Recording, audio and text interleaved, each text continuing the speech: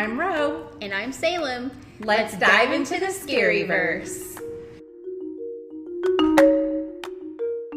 Last time on the Scaryverse podcast, we discussed the podcast's milestones from 2023, our personal struggles with mental health, and our ADHD, and our favorite and least favorite horror movies from 2023. So if you haven't listened to the catch-up episode, this is a good time to stop this one and go back and listen to that one, and then come listen to this one after you've done that. Yes. And looking forward to 2024, here are the horror movies that are in theaters and streaming in the month of February. So it could be in the theater, it could be streaming on, video on demand or one of the streaming services. And we did our best to give you a short little synopsis of each movie and when they come out and where you can watch them. So let's dive into that. Yes. All right. So starting off with Baghead, February 8th, based on the 2017 short film director Alberto Corredor and screenwriter Lorcan Riley. Those are very difficult names. I don't know how to say them either. All right. So if we butchered your names, we're sorry. So they expand their work into a feature-length film.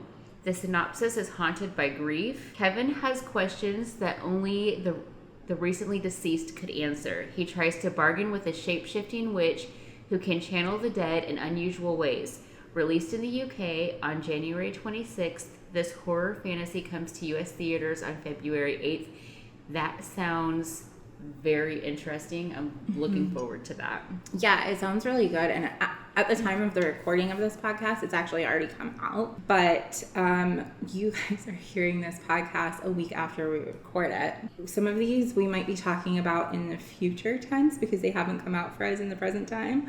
But they will have come out by the time you listen to the podcast. And that one sounds super interesting to me too. I'm really interested in it, but I've seen a lot of mixed reviews on it. And I try, because the horror space is so subjective, I try really hard not to read reviews that are like spoilery reviews. I try really hard. I want to know slightly like what is the movie about, but I don't necessarily even want to watch the trailer because I feel like a lot of trailers these days give away everything. Yeah. And I like to go into things somewhat blind a lot of the time. Yeah, because what irritates me the most is when a trailer is like way better than the movie actually was. Mm-hmm. Or if they show like just the best parts of the entire movie in the trailer and you like already kind of know where it's going to go and like what the idea is and everything. But based on the review that I read, like a little bit of this, it was from somebody who lives in the UK, so it's obviously already been released there and they've already seen it. I think this one is going to be one that you specifically will enjoy. So I'm actually looking forward to maybe watching it together at some point. So the next one that we have on our list is Skeletons in the Closet, and it comes out on February 9th on Shudder. The horror thriller being released direct to streaming on Shudder February 9th stars Terrence Howard and Cuba Gooding Jr., which I thought was interesting because I don't feel like I've seen either one of them in very many horror movies, if any at all. And in researching this film, I discovered that it was filmed in Las Vegas in 2022. But early on in the production of the film, they had some issues and there was like some drama and they had to replace the director. So it kind of like set back production on the film and the ability to release it. So it's rumored to be based on La Llorona. La Llorona. Okay. Llorona. Llorona is what I thought it was. La Llorona. Because the double L's is like a Y sound in Spanish, right? You guys, I took Spanish in freshman year of high school. Llorona. The synopsis states that a mother allows herself to become possessed to save the life of her terminally ill child. This sounds to me like it could go one of two ways. It could be amazing and really good and a sleeper film, or it could be awful. And I can't wait to watch it. It came out this weekend. Yeah, I was really excited. So, rumored to be based on La Llorona. Is that the Curse of La Llorona? So there's like been a bunch of movies. Okay, because I was really excited to watch The Curse of La Llorona.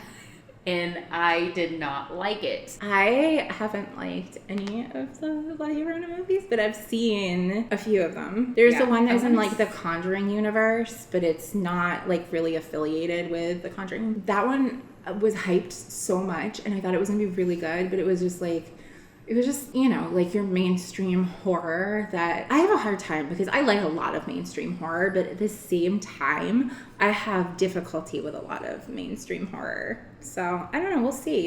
It sounds promising, but it could be awful. I was going to say, it does sound good. Next up, we have Out of Darkness. It is to be out February 9th. Set 45,000 years ago, follows a group of humans who are attempting to settle a new area as they realize they are being hunted by something monstrous. Being touted as a survival thriller, this movie looks intensely scary. UK-based independent horror from first-time director Andrew Cumming, previously shown at film festivals, hits theaters in the US February 9th. I love a survivor thriller. Me too. And this sounds really good. And I actually have some friends who got to go to an advanced screening of it, and they all said it was amazing. And I am so excited to see this movie. I'm excited for this as well, because like I really enjoy survival thrillers, you know, all types of them, like whether it be, you know, trying to survive from a shark attack, or The Fall. Was that The Fall? Yeah. Like I just really enjoy them, even when they're not that great. Like there was one that I watched, I want to say on Shudder, maybe called Quicksand. Have you seen that one? No. It was a husband and wife. They're I think on the brink of getting divorced, and they go on a hike, and they both get stuck in quicksand. And they, you know, have to figure out how to get out of the quicksand. And Oh, wait, I have seen that one. I don't think I watched the whole thing, but I think it was one that Jonathan was watching, and I watched like bits and pieces as he was watching it. And it seemed pretty good. I don't think I watched the whole thing, though. I think I meant to go back and watch it, and I never did. Yeah, it was better than what I thought it was going to be. I really do like a survival horror movie, though, because I feel like they're much more realistic, and in some ways that makes them much more terrifying. But also it really makes you think, and I like the psychological thriller aspect of horror movies a lot. Yeah, me too. I really like movies that make you question yourself and like what you would do if you were in that situation. And if it's a realistic situation, it's much easier to consider what would you do in that situation. This particular movie, I think that will be a little bit more difficult with, but it does sound really good because it seems like it's about like a primitive society. Lisa Frankenstein was also released on February 9th, and I already have so many friends posting about going to see this movie, and I cannot wait to see it. This might be my most anticipated movie of February. And it's a romantic horror comedy, and you guys, you know I'm a sucker for a horror comedy. It's starring Katherine Newton, who you may know from Supernatural, and Cole Sprouse, who you may recognize from Riverdale or The Sweet Life of Zack and Cody. And Newton plays a teenage girl version of Dr. Frankenstein, and Cole Sprouse plays the monster in the form of a corpse revived for love. And the movie is the feature film directorial debut of Zelda Williams, who is Robin Williams' daughter. This movie looks like a lot of fun, set in the 80s, and it's giving me all of the Halloween vibes for anyone celebrating a little late when this podcast comes out.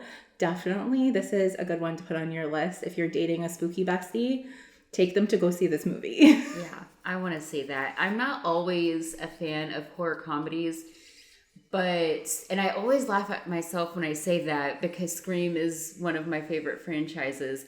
But I feel like they have to be done in a certain way for me to enjoy a horror comedy. I like a lot of horror. I like more horror comedies than horror comedies that I didn't like.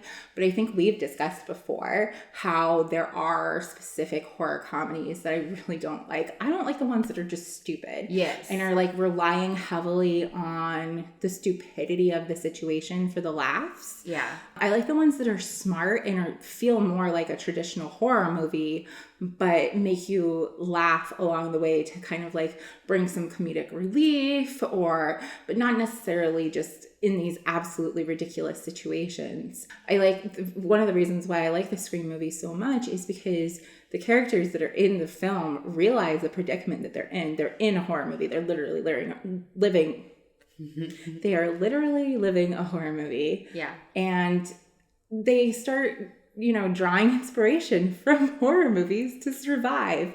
And that's so absurd. Of course they need to poke fun at themselves and the situation and other horror movies. And like, oh, if I was in a horror movie, how many times have you been having a conversation with a horror movie fan and they've said something along the lines of, if I was in a horror movie, there's no way I would ever run that way. I would get in the car and drive out of there. Yeah, like, why am I going to run up the stairs, run out the front door? Yeah.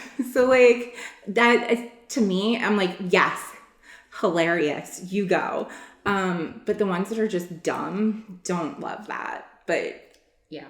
Next up we have Winnie the Pooh, Blood and Honey 2 on Valentine's Day.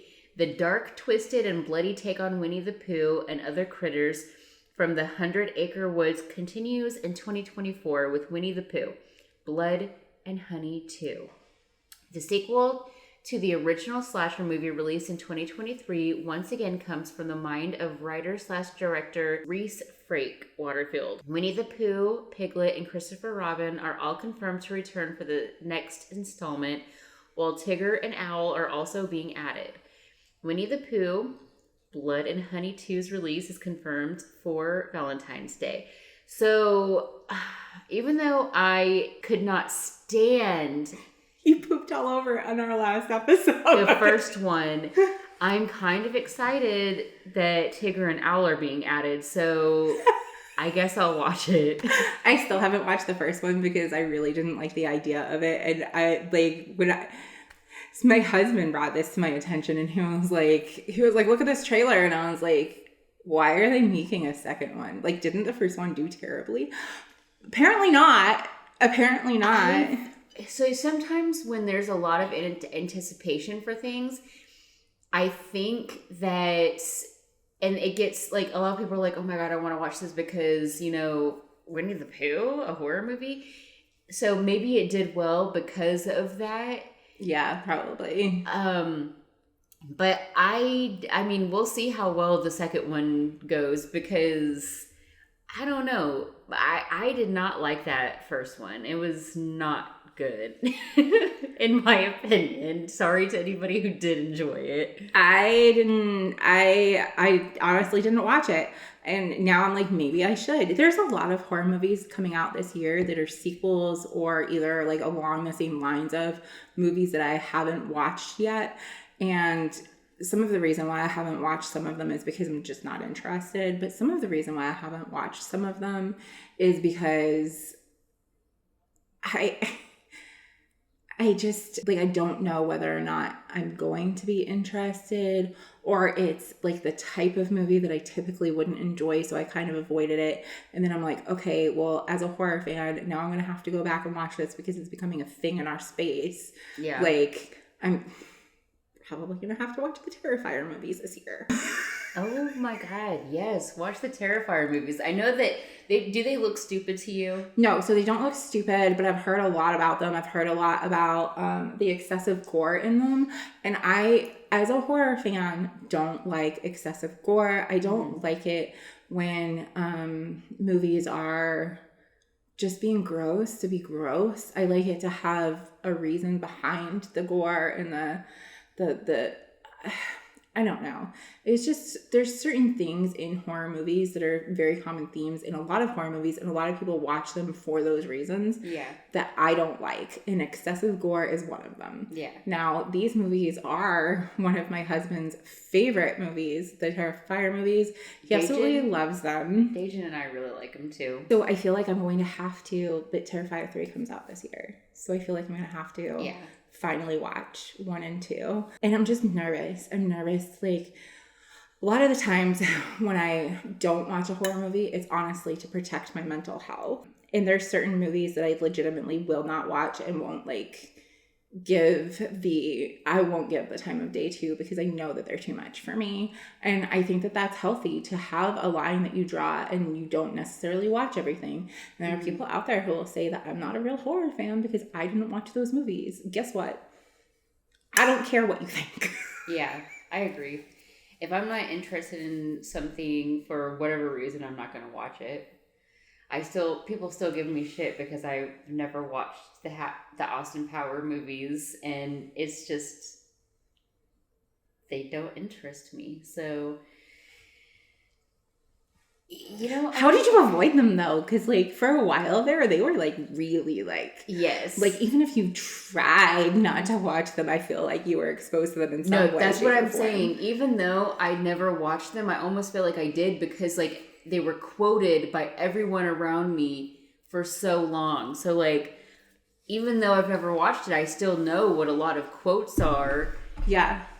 Like you probably wouldn't be able to guess that I hadn't watched it because I knew so many quotes. But there's still some to this day that I hear people quote, and I'm not sure what it is, and that's how it comes out that I've never watched Austin Powers. But yeah, I think that goes for any type of movie. And who's to say that I'm not a real like fan of comedy just because I've never watched Austin Powers? Like, I just feel like horror fans in particular can be very like gatekeepy of the genre. No, very much so. And even to the point where my own husband is like, how can you call yourself a horror fan and not watch this movie? And I'm like, because that's not the kind of horror I enjoy. Yeah. I can like horror and also simultaneously not like that movie or not want to watch it. I agree. All right, so next on the list we have Stop Motion, coming out February 23rd, directed by Robert Morgan and co-written by Morgan and Robin King. This movie is about a stop motion animator who is slowly going insane. It is out in theaters on the 23rd, but will be released to video on demand in mid-March. This one sounds interesting to me, but stop motion in general freaks me out. And I did watch the trailer for this one, and there's a lot of stop motion in it. So I think this one's gonna creep me out just from the premise of it. So I'm kind of excited to watch. Yeah, me too. The next one on the list, and the last release of February, is History of Evil. Streaming on Shudder, February 23rd, History of Evil tells a futuristic tale of a revolution against the American political system as it has become corrupt and the country has been suffering from war. The movie focuses on one family's attempt to survive the new reality while they hide in a house that causes them to battle unseen forces. So this one has a lot going on, and it sounds really interesting. Yeah. I'm looking forward to this one too. Yeah. All of these sound pretty good, minus Winnie the Pooh. Yeah. I'm not going to watch the Winnie the Pooh one, guys.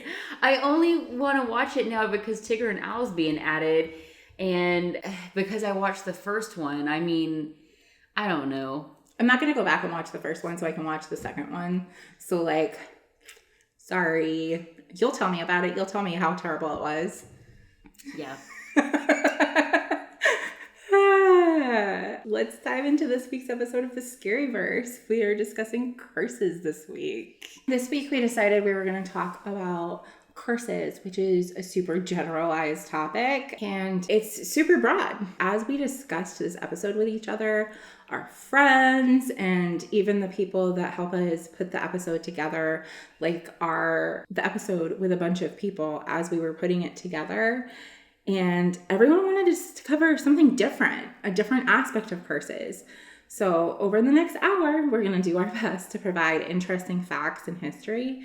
I definitely think that we will have to have a follow-up episode on this topic, because there was so much that we like didn't even include in this, because it has so many different angles. There's the witchcraft angle, there's movies, there's cursed movies, there is so much stuff going on. Mm-hmm. The definition of the word curse, according to the Merriam-Webster dictionary, is evil or misfortune that comes as if in response to imprecation or as retribution, a cause of great harm or misfortune, torment. Dun dun dun. Wikipedia defines it as any expressed wish that some form of adversity or misfortune will befall or attach to some person, place, or object. Yes. So even just in definition, curses is broad. And people in general can't seem to agree on how they even work. Yeah. There's so much to dive into in this topic. Curses are widely discussed in popular culture and are the topic of numerous horror movies. One of the most obvious examples of this is the movie Drag Me to Hell. We'll be watching that movie this week on TikTok Live or perhaps Instagram Live. Please join us at the Scaryverse podcast. Yes, Drag Me to Hell is the first movie that I think of when you talk about curses. And I had rewatched it again recently, and it's just that whole idea of like upsetting someone and then putting a curse on you. Like, technically, in that movie, I don't want to give a spoiler. I know that movie's like way old or whatever, but it came out in 2000. She was just doing her job, you know, and she gets a curse put on her. So, anyways, Drag Me to Hell is one of the ones that I think of when we're in the topics of curses. Yeah, everything. I think that's the one that people wanted us to discuss the most, but we've gotten numerous requests to start watching horror movies on either TikTok Live or Instagram Live. So I thought maybe this week would be a good time to start that. Hell yeah, sounds like fun. Good. Because I didn't really discuss that with you. I just threw it in the script. I was just like, we're doing it. When researching this episode, we started at Wikipedia. I know it's not a reliable source and can't be cited in academic research, but we are podcast people. There are 82 pages about specific curses and hexes. Everything from sports curses to haunted dolls are covered. Yeah, so the first thing that I thought of when I started doing research on curses was obviously the movie Drag Me to Hell. And then the second thing that I thought of was the sports curses, because I grew up in Massachusetts, in Boston, and I grew up hearing about the curse of the Bambino, which is a curse on the Boston Red Sox, and it was said that they wouldn't be able to win the World Series. And then like when they won the World Series in 2004, it was this huge thing and people like freaked out about it, and they were like, we reversed the curse and all of this stuff. And that was like the first thing that I thought of was like, oh my God. And so then I was like, are curses really just superstitions? Yeah. Is that what they are? Just saying.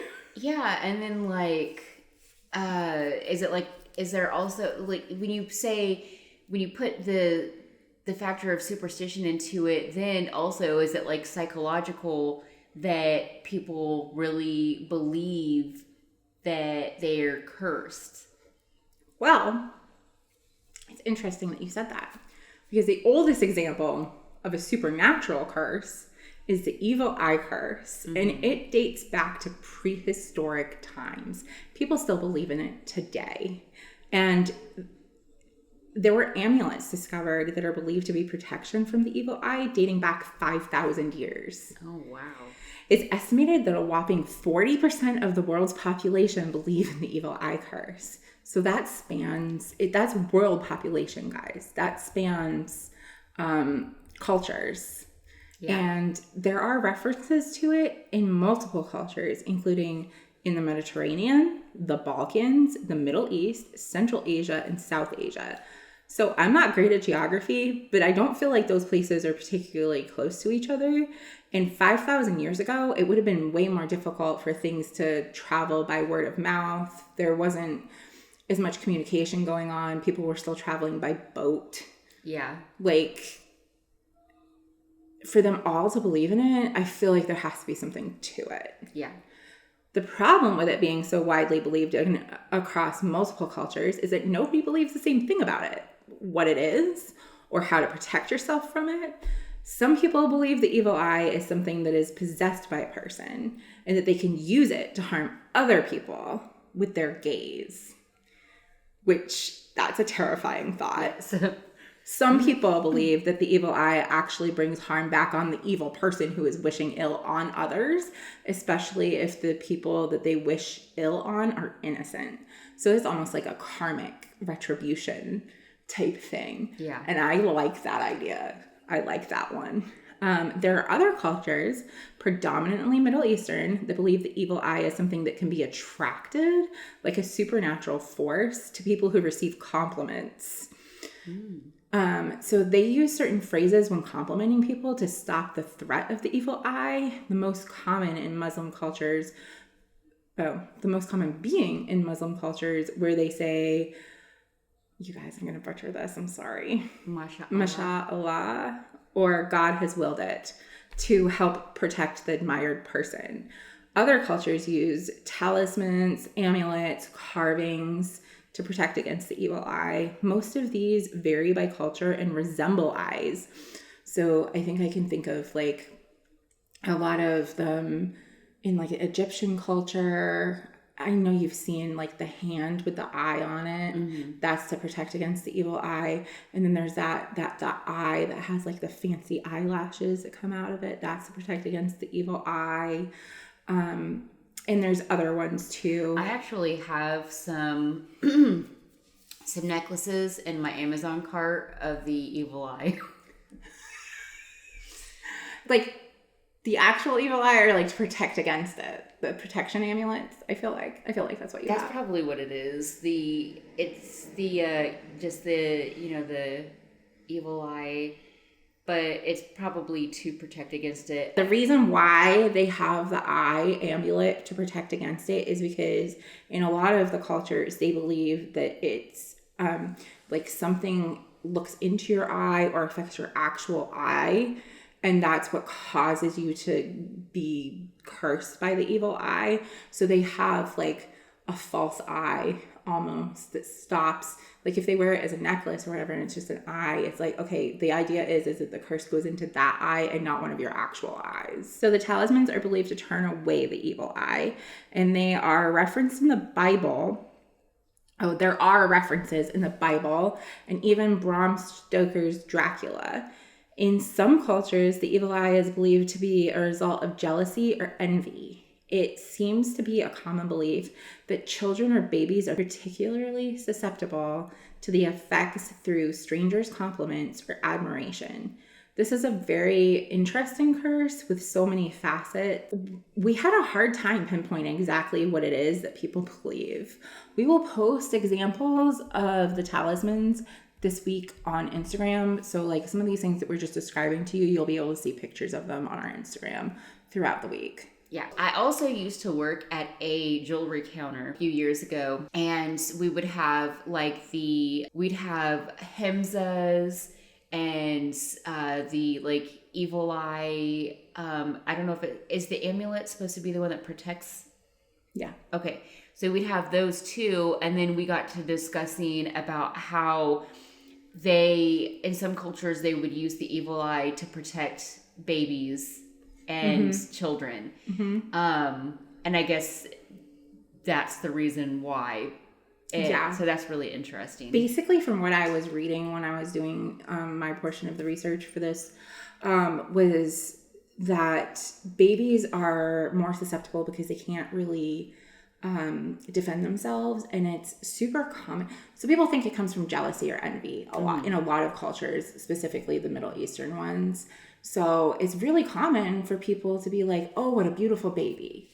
Oh, you're so lucky. You have this baby who this, that, or the other. And people think that that's like a threat to their baby. So it's become common practice that if you want to compliment somebody's baby and be like, oh my God, what a wonderful baby, that you'd be like, oh, how lucky you are that God has willed it for you to have such a beautiful baby. Oh, okay. Like that's how they protect themselves against it. And then like there's different things depending on the culture. Obviously the amulets, which are like necklaces, talismans, which are just the symbols themselves, and they can carve them into different things. I read some about people carving it into their babies' cribs to protect them, similar to like how a dream catcher would be used. Yeah. I think it's nice. Mm-hmm. I do as well. I said I do as well. I meant to say I do too. It's widely believed that it's an unintentional curse and something that people just happen to get. It's widely feared, which is why there are so many iterations of this curse and so many different ways to protect yourself from it. According to the Traveling Witch, if you have been affected by the evil eye, according to the Traveling Witch, the symptoms of this condition usually begin with a headache. Often a dull ache in the head can follow the encounter where the eye biting occurred within 10 minutes. Sufferers of this condition are also likely to experience fatigue, feeling mentally foggy, or suddenly becoming prone to clumsiness, dropping things, or minor accidents. Can I just tell you, when you started describing the symptoms of maybe you might have been affected by the evil eye, I'm like, was I affected by the evil eye or do I really have ADHD? Same. Like, sometimes these symptoms are things that I experience on a regular basis, and I'm like, do I need to start protecting myself from the evil eye? I mean, I don't think it could hurt to protect ourselves from the evil eye, right? Because get this, prolonged or repeated exposure to the evil eye can result in more severe headaches or migraines, chronic fatigue. What have I been having lately? Chronic fatigue. And accidents that become more severe as time goes on. If you can decipher who is casting the evil eye upon you, you can protect yourself from them and relieve this spiritual element quite easily. Getting rid of the evil eye is quite simple. A cleansing bath is ideal, but using other cleansing methods might also work. You simply need to remove the negative energy that was thrown at you. Because it was not intentional, it will be far less resistant to cleansing than an intentional attack would be. After this, you should take the time to replenish yourself with a positive energy. Play upbeat music. Eat food that you love and makes you feel good. Go for a walk in nature or practice any form of self-love that you enjoy. I think that's really good advice in general. Even if you just suspect that this might be something that's affecting you, I think that sounds like a nice little ritual to do. That sounds like just good self-care in general, and also like who doesn't want to set good intentions for themselves and others anyways, like so when looking up like certain spells have you that I've looked into before, when just like wanting to like or rituals, when just wanting to like try to manifest more positive energy and everything. I think that's where I have come across some things about the evil eye and some like rituals or whatnot. Like we do the cinnamon every month. We blow the cinnamon into our front door for abundance and everything like that. I feel like it's a good thing to just try to set positive intentions. I think anything where you're bringing positive energy and you're not trying to like actively, like as long as you aren't trying to like curse somebody or use it for ill will, that's when you get into kind of like trouble with some of these spiritual things. And when you're trying to cause harm to other people, that's when you have it come back on you. Tenfold usually. So I think it's nice if you're using it to make yourself feel good, make yourself feel positive, make those around you feel positive. How scary is it that you can unintentionally cause something, some sort of like curse towards somebody by speaking positive things about them? That's only one of the beliefs of how people get affected by it is through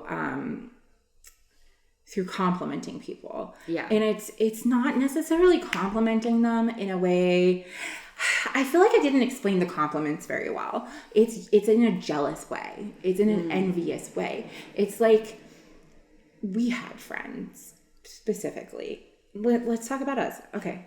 So we had friends who aren't speaking to us anymore because we decided to start a podcast, right? So that's a jealous intent. And that intention, that could be unintentionally casting the evil eye on us. So like, they're not trying to curse us or say, oh, I'm going to put the evil eye on you because you started a podcast. But they're like, I don't want to be friends with you anymore because you started a podcast together and I feel left out. And I'm an asshole. And I don't want to be happy for my friends. And I don't want to be supportive of my friends. I'm going to be a dick instead. That's the kind of shit that starts the evil eye. That makes sense. So it's a good idea to just like do, cleansing things and self-care and yeah. And there's ways that you can tell whether or not that you have an evil eye put on you. From what I saw, there's different ways, and they seemed incredibly difficult to explain via audio and not show. So I didn't include them when I was doing my research. But you can there's different rituals that you can look up. There's a bunch of them on TikTok where you basically you use water and oil and something else. Probably an egg. I think I've seen some. Yeah, there's an egg one. And you just use household objects, and if the oil sits in the water a certain way, that indicates that you have the evil eye. And then you do the cleansing ritual, and then you do it again to see if the cleansing ritual worked. And it usually does. So I think it's something. Maybe we should do one for TikTok. We should. You guys, we're going to do an example on TikTok. This sounds like fun. Maybe on live or something. I don't know. Mm-hmm. So other examples of believed curses are the crying baby. Nope. I almost said read it as the crying baby too. The Crying Boy is a painting that was mass produced between the early 1900s and the 80s.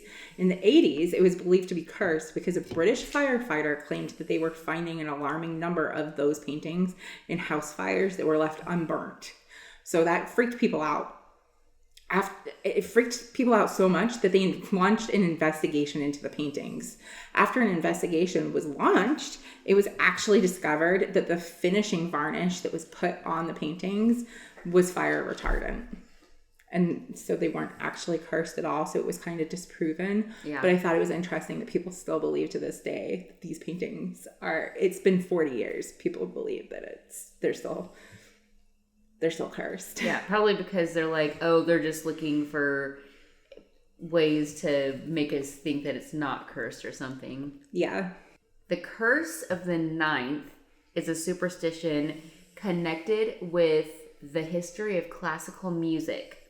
It is the belief that a ninth symphony is destined to be a composer's last, and that the composer will be fated to die while or after writing it or before completing a 10th. Yeah, I've heard a lot about that because throughout when I was growing up, I was in orchestra and I played violin and I did all kinds of things as a child. And I remember hearing a lot about that in the classical music, classes that I took and that kind of thing. And there were several composers who thought that they had beaten the curse because they completed their ninth symphony and they didn't die shortly afterwards. But then while they were composing their 10th one, died in the middle of it. And I thought that was insane. Yeah. What? I think it's crazy. That is crazy. So another one is the curse of Tippecanoe. It's also known as Tecumseh's curse, the 20-year curse, or the zero curse.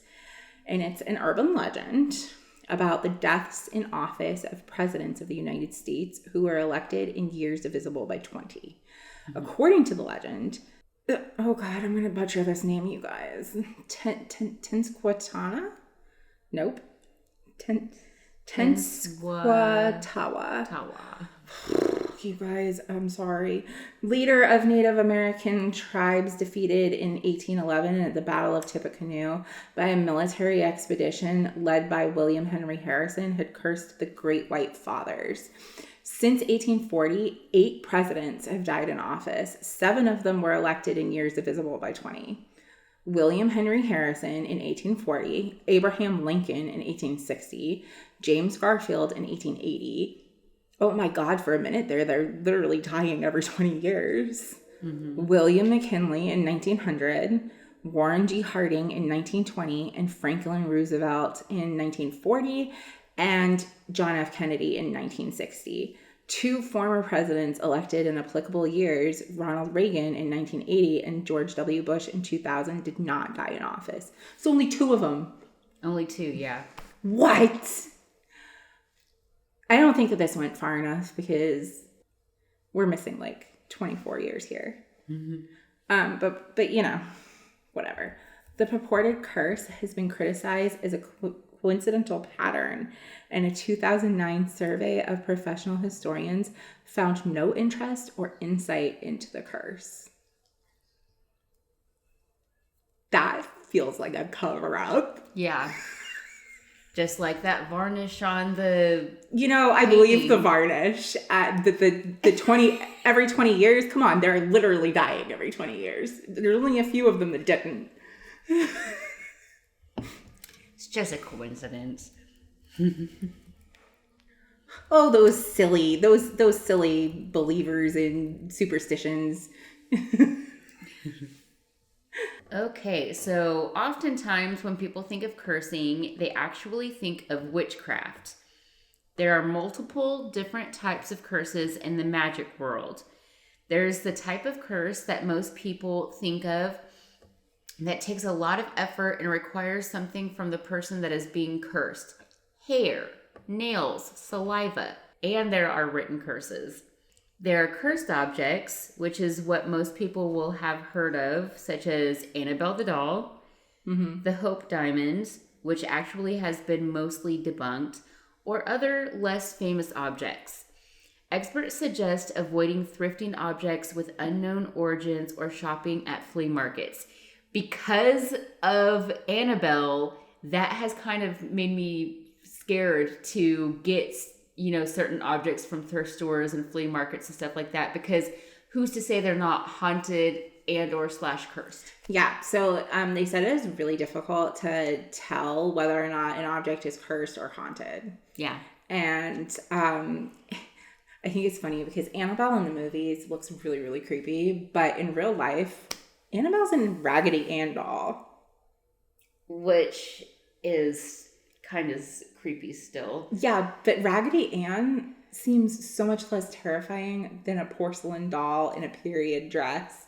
Raggedy Ann is a soft doll. I had so many Raggedy Ann and Andy dolls as a kid. They have yarn hair. They're not threatening looking, which is why they made her look more creepy for the movie, because they thought that people would be taken out of the story and would find it funny. Yeah. That it's a Raggedy Ann doll. And it is kind of funny, but at the same time, it's actually terrifying, because most people, I feel like, think that they could look at an item at a thrift store or a flea market and be like, oh, that's definitely cursed. Look at it. It just looks cursed. I'm not going to buy that. But really, it's the unsuspecting items. Yeah. And that makes it more terrifying. Yeah, like what if it's just a freaking coffee cup that's been cursed because it was drank by some asshole? Yeah. There's a lot of experts that go around looking for specifically for cursed objects and buying them so that they can remove the curses from them. And I think that's pretty cool. Yeah, me too. I would like to learn how to do that. Yeah. Sorry, she looked way too comfortable. She was like, stop fucking with my whiskers, Auntie Salem. For those of you who are just listening to the podcast and not watching the video, we decided to allow my dog to sit with us because she was being a brat. She's being a very good girl, though. She is. She's being quiet. We normally make her sit in the bedroom while we're recording because she barks and shit. Yep. anyway, nobody really agrees on how to break a curse, but in general, many believe spiritual cleansing is a good start. There are also spells that practitioners of witchcraft use.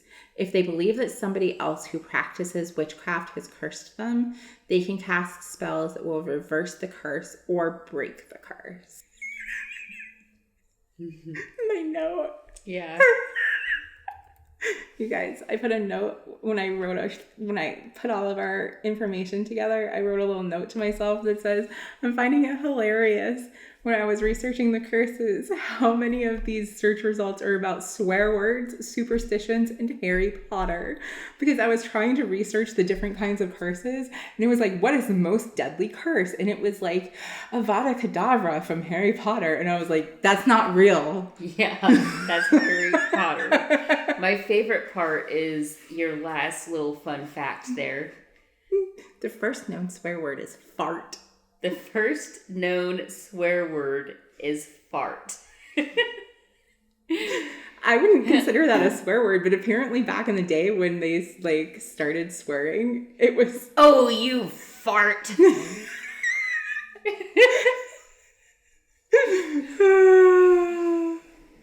Oh man. So I think that curses are super interesting. Yeah. And one of my most interested things about curses are cursed films. Mm-hmm. And there is a documentary on Shudder about cursed films. It has 2 seasons out now. It's like a television style series. And it's about different movies that people believe were cursed either during the making of the movie or they did something specific during the making of the movie that caused the movie to become cursed.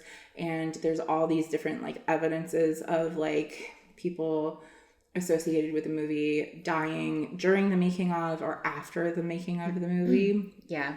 And I really wanted to talk about that in this episode, but I also felt like there's so much material there that it could be its own episode and we should talk about it. And it makes me think of The Ring. Whenever somebody watches that video, they die in 7 days. Mm-hmm. Yeah. Yeah. So that would be a cursed movie. Yeah. I'm wondering if there's any movies that are in real life that are purported to be cursed and curse people who watch them, not so much the people who make them. Because all I ever hear about is, is like, that would be interesting to know. So I think we should do a full episode of that. I agree. And coming up this year on the podcast, we have a lot going on. So we're trying to be more active on social media. We are actively trying to do more for our Spooky Bestie community. And one of the things that we did was we started a membership subscription with Buy Me a Coffee. So you can go to buymeacoffee.com/Scaryverse and you can sign up for our membership and we will send you a membership kit if you sign up. We'll reach out to you and get your address and send it to you. One of the things that we've decided that we're going to put in the membership kit is Spooky Bestie friendship bracelets. And I actually have all of the things to make them in my Amazon cart right now. So those will start being shipped out in a couple of weeks. And we're going to put some more things in there as well. Oh my God, we forgot to do the giveaway. We're going to be starting doing giveaways. Fat Cow Cartoons is sponsoring us and providing the prizes.